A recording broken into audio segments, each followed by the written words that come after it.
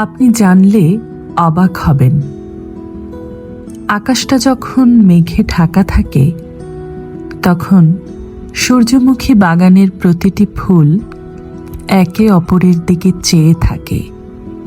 কেন জানেন? কারণ সূর্যের দেখা না পেয়ে তারা একে অপরের দিকে তাকিয়ে শক্তি সঞ্চয় করে।